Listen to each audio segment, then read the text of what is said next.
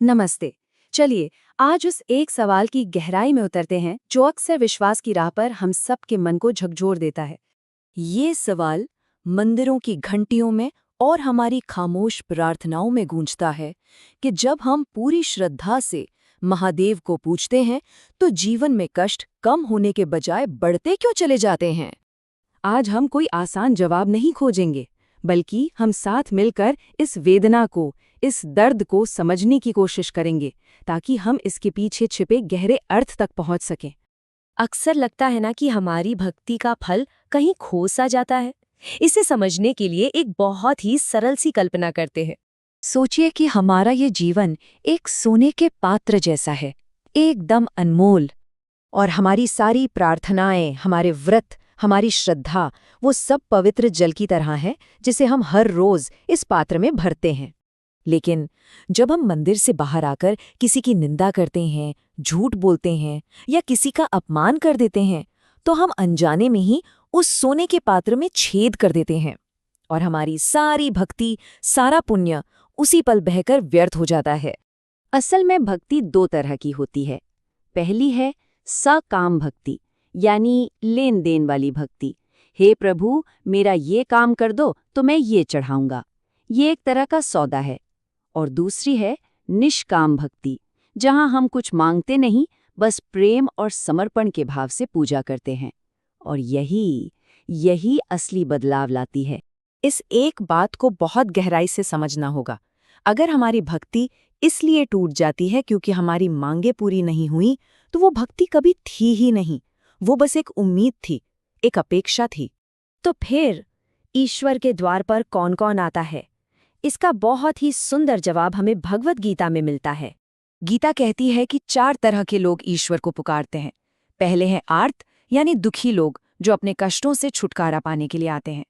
दूसरे अर्थार्थी, जिन्हें धन और सफलता चाहिए। तीसरे जिज्ञासु, जो ईश्वर के रहस्य को समझना चाहते हैं। और फिर आते हैं चौथे, ज्ञानी।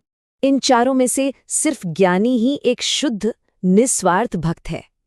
वो ईश्वर से ईश्वर को ही मांगता है और कुछ नहीं। यही तो है पूर्ण समर्पण की अवस्था। तो सवाल फिर वही है, ऐसे सच्चे भक्त को भी कष्ट क्यों मिलते हैं? शायद हमें कष्ट को देखने का अपना नजरिया बदलना होगा।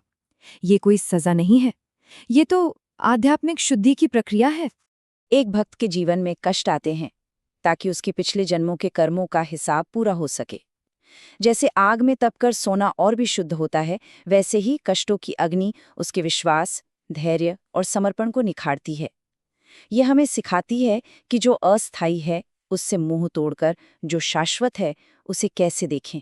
पर उस खामोशी का क्या, जब हम पुकारते रहते हैं और लगता है कि महादेव सुन ही नहीं रहे, कोई जवाब ही नहीं आ रहा। कहते हैं कि प्रेम, समर्पण और आंतरिक मौन के बिना की गई पूजा सिर्फ शोर है। तो कहीं ऐसा तो नहीं कि हमारी प्रार्थनाएं उन तक पहुंच ही नहीं पा रही हैं क्योंकि हम सिर्फ बोल रहे हैं, सुनना तो हमने सीखा ही नहीं। एक बात समझनी होगी, महादेव का मौन उनकी गैर मौजूदगी नहीं है। नहीं, ये तो वो खाली जगह है, वो अवसर है जो हमें अपने भीतर झांकने और खुद को बदलने के लिए दिया जाता है। तो इस बात को हमेशा याद रखना है। अगर शिव ने अभी तक जवाब नहीं दिया है, तो इसका मतलब ये नहीं कि वो सुन नहीं रहे। इसका मतलब है वो हमें उस जवाब को पाने के काबिल बना रहे हैं, वो हमें तैयार कर रहे हैं। तो आखिर इस पूरी आध्यात्मिक यात्रा की मंजिल क्या है? कुछ पा लेना? नहीं, मंजिल अस्तित्व की एक अवस्था को पाना है। गीता में एक अद्भुत वचन है, योगक्षेम। भगवान कहते हैं कि जो भक्त पूरी तरह से समर्पित है बिना किसी स्वार्थ के, उसके पास जो नहीं है वो मैं देता हूं, और जो है उसकी रक्षा भी मैं ही करता हूं। इसलिए अगली बार जब जीवन में तकलीफ हो तो मन में ये भाव लाना है, मुझे त्यागा नहीं गया है, मुझे गढ़ा जा रहा है। और अंत में बस ये एक सवाल, क्या हो अगर प्रार्थना का असल मकसद सुना जाना हो ही ना, बल्कि सुनना सीखना हो? शायद जवाब हमेशा से हमारे भीतर ही था, बस हम बाहर के शोर में उसे सुन नहीं पाए। हर हर महादेव।